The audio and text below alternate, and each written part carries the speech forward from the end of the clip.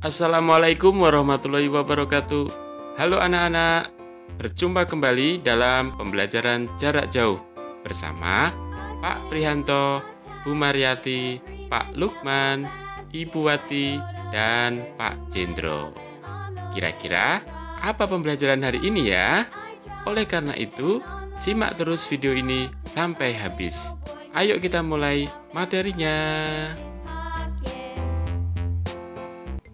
Kali ini kita akan belajar muatan pelajaran bahasa Indonesia dalam pembelajaran tematik. Nah, kira-kira apa aja? Di dalam tema 1 ada materi pertumbuhan dan perkembangan makhluk hidup.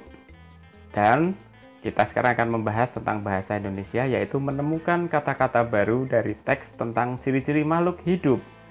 Nah, kita dapat menemukan kata-kata baru dari teks yang kita baca. Setiap kali membaca teks, berilah tanda pada kata-kata baru tersebut. Nah, anak-anak, ini adalah salah satu contoh bagaimana kita membaca teks dan kita akan menemukan kata-kata baru. Nah, di situ ada kata sirip dan sayap. Kemudian kalian coba buka KBBI, Kamus Besar Bahasa Indonesia, untuk melihat arti kata sirip dan sayap. KBBI bisa diunduh di HP. Nah, kalau sudah ketemu, baru kalian mencoba menyusun kalimat dari kata-kata yang ditemukan tadi. Nih contoh nih, kita menemukan kata-kata baru. Maka kita tahu artinya dari KBBI, kemudian kita baca dan kita temukan teks baru. Jangan lupa, kita ingat kembali teks yang sebelumnya kalian baca tadi. Nah, misalnya kita menemukan kata sirip.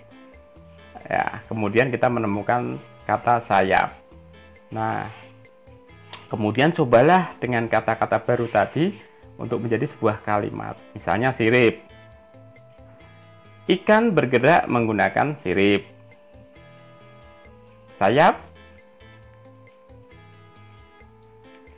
Saat terbang, burung mengepakkan sayapnya. Nah, contohnya seperti itu. Nah, dengan kata-kata baru, kita bisa menyampaikan informasi dari teks lisan. Nah, informasi dapat diperoleh dari teks lisan yang kita dengarkan. Jadi, semisal kalian mendengarkan atau membaca teks, nanti bisa ketemu kata-kata baru. Informasi itu dapat kita tuliskan dalam kalimat-kalimat yang tersusun. Nah, misalnya, suatu ketika kalian mendengarkan atau membaca sebuah teks tentang kucing. Ya, bisa bermacam-macam. Misalnya, kucing memiliki bulu yang halus. Nah, kemudian kucing dipelihara oleh manusia. Masih banyak lagi kata-kata yang lain.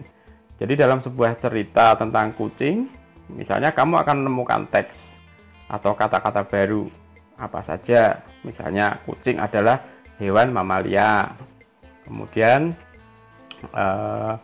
kucing bergerak menggunakan kaki. Ya, misalnya seperti itu. Nah, nanti selanjutnya bisa dikembangkan dengan ekor kucing berfungsi sebagai alat keseimbangan, misalnya seperti itu. Nah, dari kata-kata tadi kalian bisa menulis cerita dengan menggunakan kata-kata yang tepat. Kata-kata yang sudah kalian ketahui dapat digunakan untuk menulis cerita. Nah, saat menulis cerita, gunakan kata-kata yang sesuai.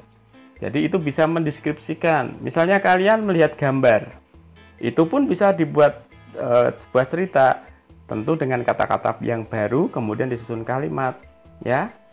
Nah, misalnya begini, ketika kalian melihat gambar, langkah-langkahnya adalah amati dulu gambar dengan cermat, ya. Kemudian ditulis kalimat tentang isi gambar tersebut, boleh ditambahi kata-kata baru.